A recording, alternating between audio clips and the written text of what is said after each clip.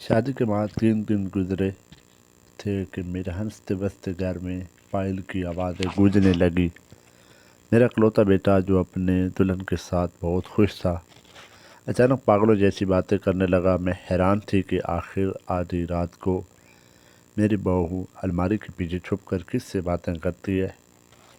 جب میں نے اس کا پیچھا کیا اور وہ سنسان قبرستان میں داخل ہوئی تو وہاں جو منظر میں نے دیکھا اس نے میری روح فرا کر دی۔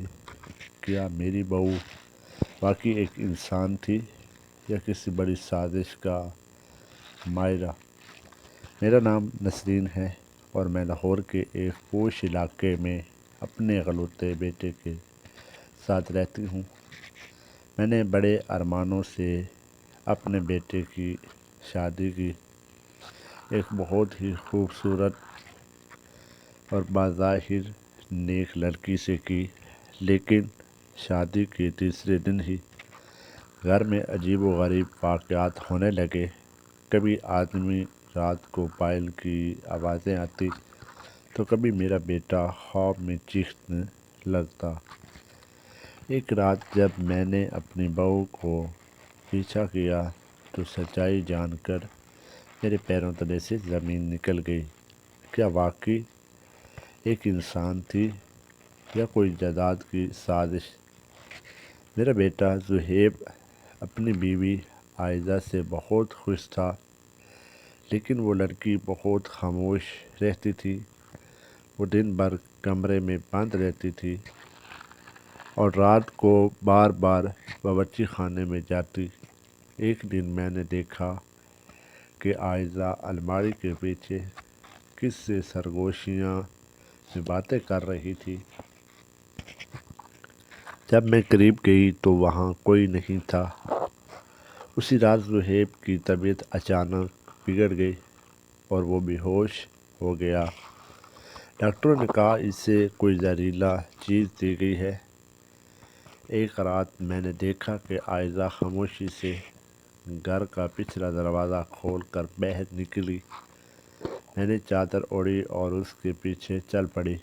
وہ سنسان سڑکوں سے ہوتی ہوئی شہر کے پرانے قبرستان میں داخل ہو گئی۔ میں نے خوف سے کانپ رہی تھی مگر سچ جاننا ضروری تھا۔ میں ایک ویران قبر کے پاس ایک آدمی سے پہلے موجود تھا۔ جب ان کی باتیں میرے کانوں میں پڑیں تو مجھے لگا میرا دل بند ہو جائے گا۔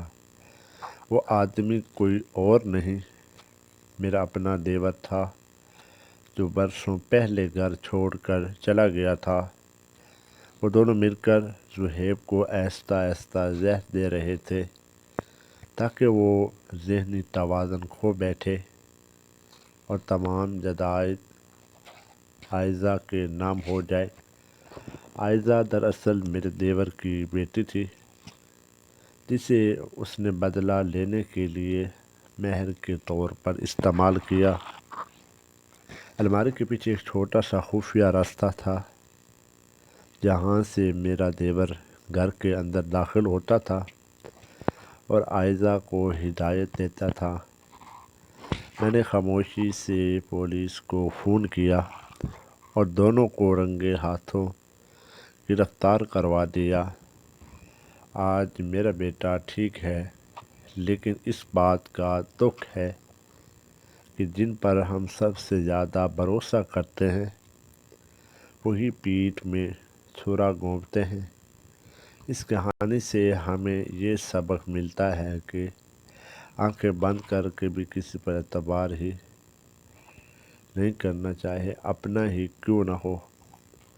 جو اپنے ہوتے ہیں وہ بہت خوشنما بھی ہوتے ہیں۔ اگر آپ کی لائف میں بھی اس طرح کا زندگی میں کوئی بھی واقعہ پیش آیا ہو تو آپ نے کمنٹ میں لازمی بتانا ہے اور ہماری چینل کو لائک اینڈ سبسکرائب فالو ضرور کریں تاکہ ہر آنے والی نئی ویڈیو آپ کے پاس پہنچتی رہے گی۔ لمحہ بر لمحہ دیکھتے رہیں، اگلی ویڈیو بہت آپ کے پاس جلد پہنچے گی۔ آپ کی محبتوں کا بہت بہت شکریہ۔ Most welcome.